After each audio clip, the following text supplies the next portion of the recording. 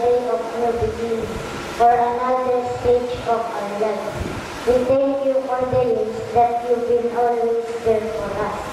We ask for your guidance and give us wisdom for everything that we will do, and may you lead us in every step that we will take. In Jesus' name we pray. Amen.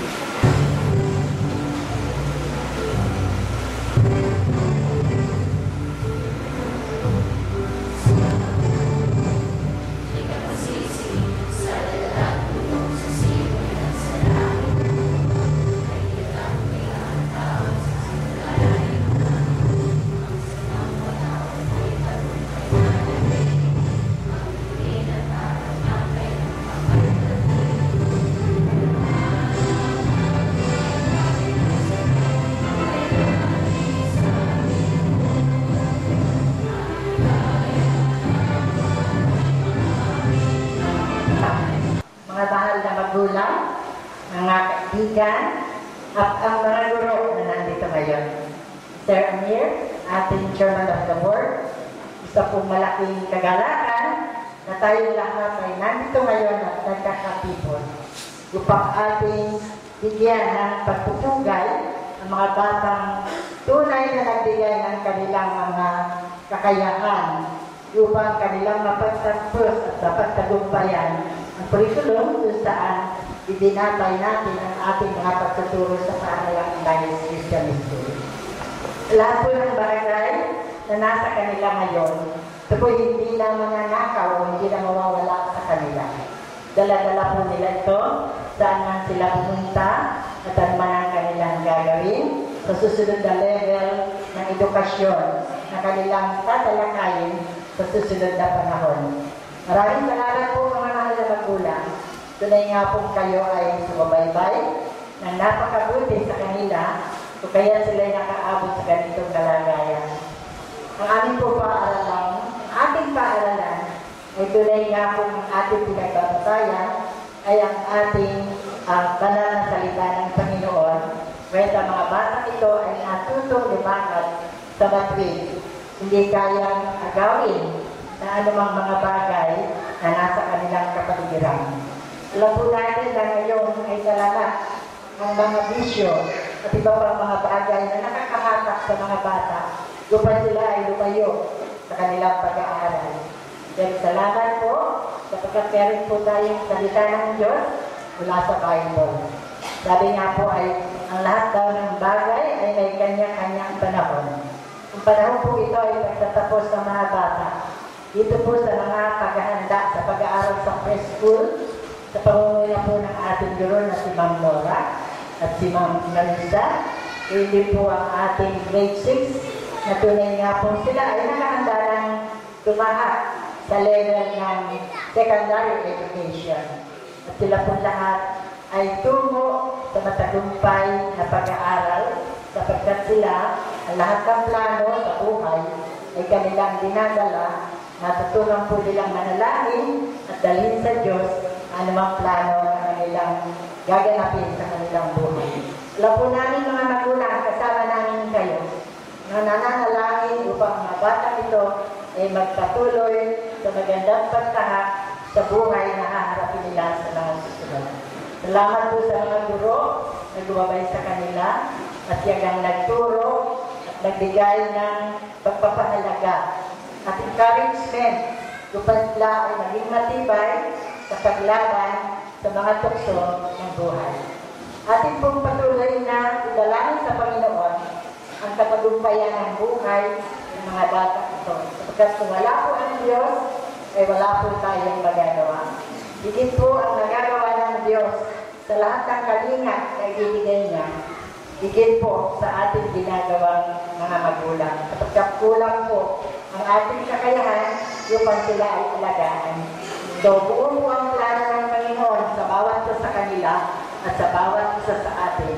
Nagpatuloy lang po tayong sumundan sa salita ng Diyos sapagkat ito po ang pinakamagandang gabay na gagagamit natin upang ang ating mga anak ay magpatuloy sa kanilang pagkakagumpay sa buhay may pag-aaral ng may kagalakan.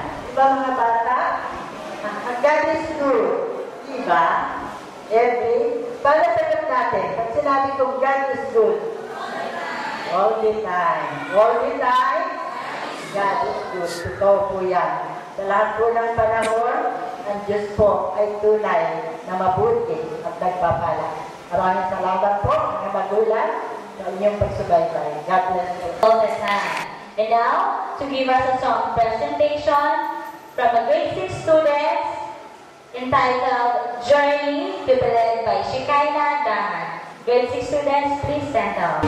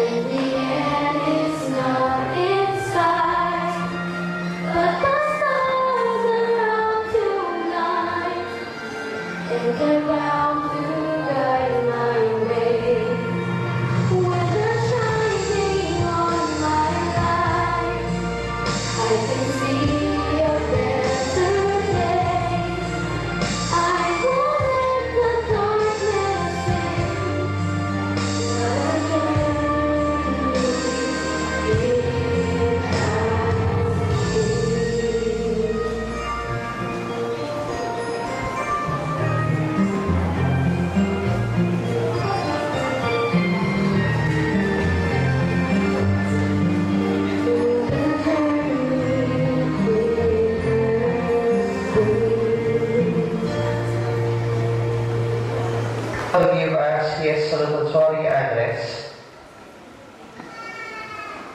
May I call on Propedio 2 Mark Daniel C. Galliera. Please,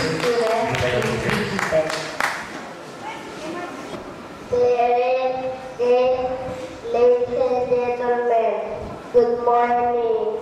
It is my pleasure to meet each and every one of you, especially our school director, Mrs. Francisco, who dedicated herself into service to the Filipino people in molding the character of the establishing a school, thereby Christian school. I believe that through this school, many good teachers will emerge, because these teachers us to become good Christians and God-fearing persons. I salute to you, my dear teachers, for your patience and understanding. I salute to you, my dear classmates, for your encouragement and inspiration. I salute to you, my dear parents, for your unfailing love and support. I hope this will continue until we achieve our goal in life. And because of this, I thank you all. By the way, I'm Martin Sigalia again. I thank you. Distinguished guests, beloved teachers and parents, fellow graduates and friends, ladies and gentlemen, good morning.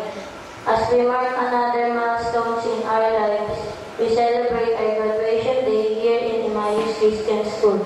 Today is an event that we will treasure forever. It marks the end of one phase of our lives and the beginning of another one. This is probably the reason why graduation is called a commencement exercises.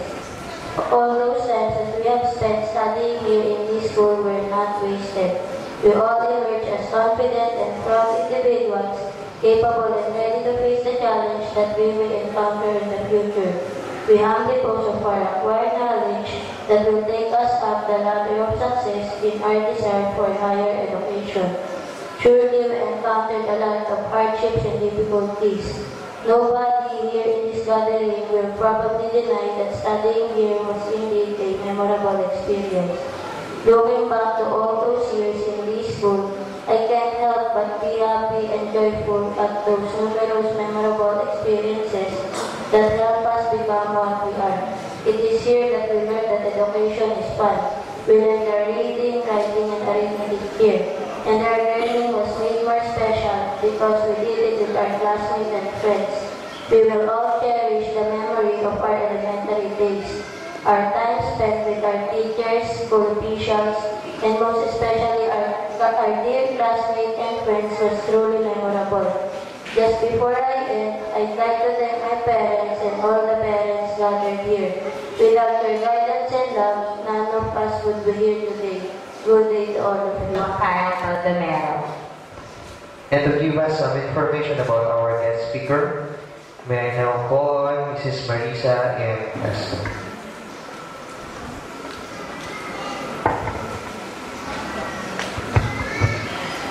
Good morning to everyone of ACP Root Fellowship, and blessed with two children. He is a graduate of ABB SE, major in political science, chairman of the board of Kapatiran Christians Valenzuela, and he is a vice chairman of ECSI, also having a jail ministry and a faithful servant of the Lord. Let's all welcome Mr. Jose Jean Scobia. Sa ating chairman of the board, Brother Ernie Francisco, sa ating school directress, si Sister Ernie Francisco, kay Brother Amir, sa mga magulang, sa mga bata na nandito na magsisipagtapos. Sa magandang umaga po sa inyo lahat. At nais ko pong unang batiin ang mga magulang ng mga bata na magsisipagtapos sa umagang ito. Tuwing na ay isang kagalakan na makita po ninyo na ang inyong mga anak ay magkaroon ng isang achievement para sa kanilang buhay. At syempre pa, isang kagalakan na kayo ay kabahagi sa anumang pagtatapos o sa anumang mga achievement na narating ng inyong mga anak. Sa mga bata, salamat sa inyong pagtitiyaga, salamat sa inyong patuloy na pagnanais na saliksikin ang karunungan. Yung tema po natin para sa taon ito ng pagtatapos ng mga bata